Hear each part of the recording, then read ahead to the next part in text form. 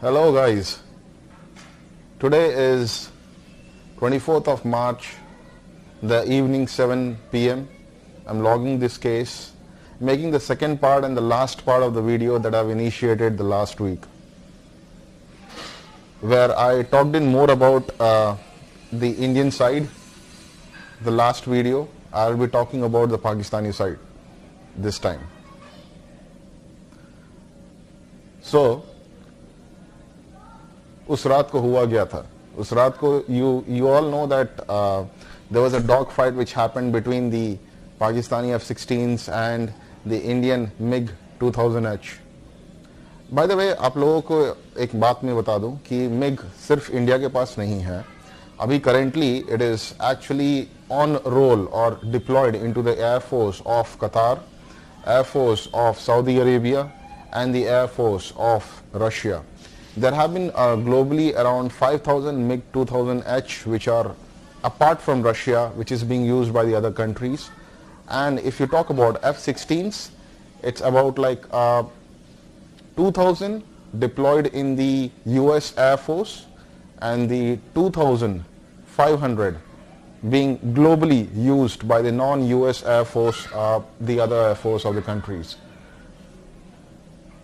पाकिस्तान को जो F-16 मिला था वो था 1996. It was F-16D, the 52 blocks to be more specific.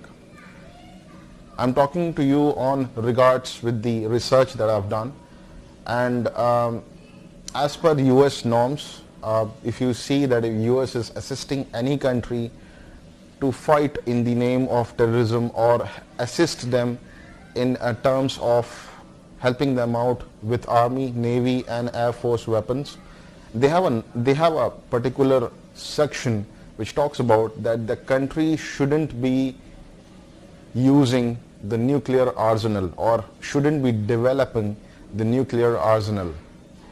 Now, how did Pakistan get help? We all know that it happened in 9/11 that Pakistan got a goofed up support from the US to in its war against terrorism, and usi dauran, if you go back a little more into the history or into the geopolitics, in the late 1990s,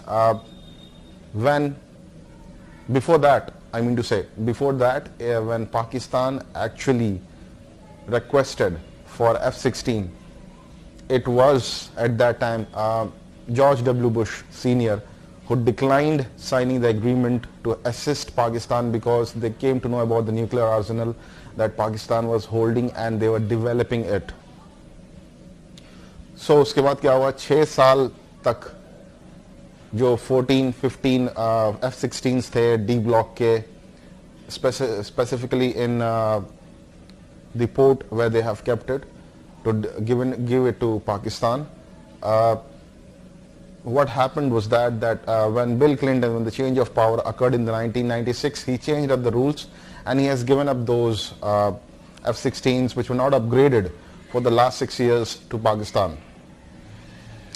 Now, if you check the Indian side, MiG 2000H is a vintage aircraft, and it came into role, it proved its mettle during the US-Vietnam War, where the Vietnam Army was having the MiG-17 and the MiG 2000H, and at that time they were ready to fight the F-4 Phantom jets of US.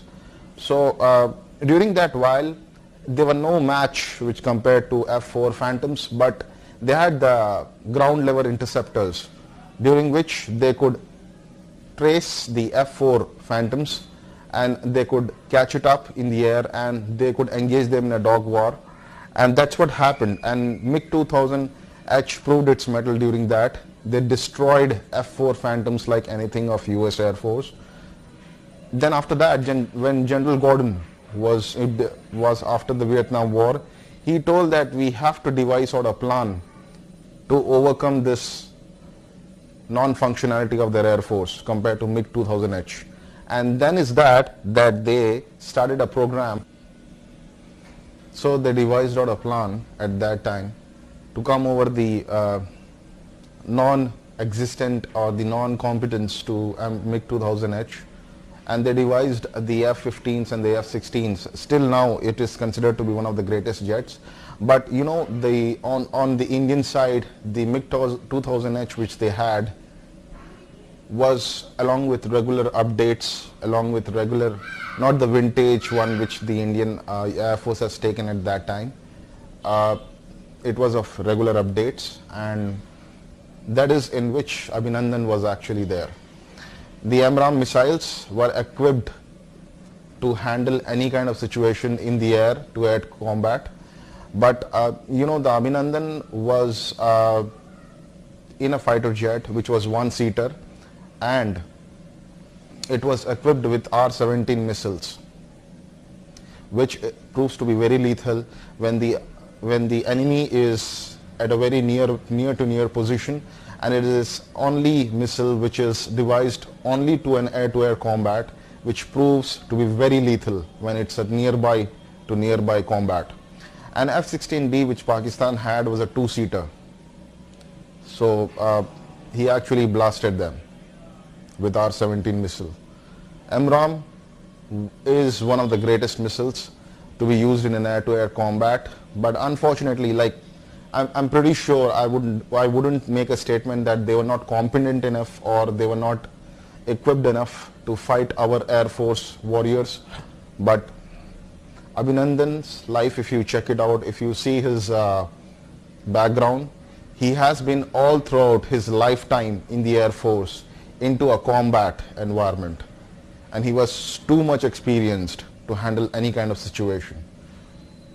All the more when he landed up to the Pakistani side. आप लोगों को बहुत जन को ये बात पता नहीं होगी.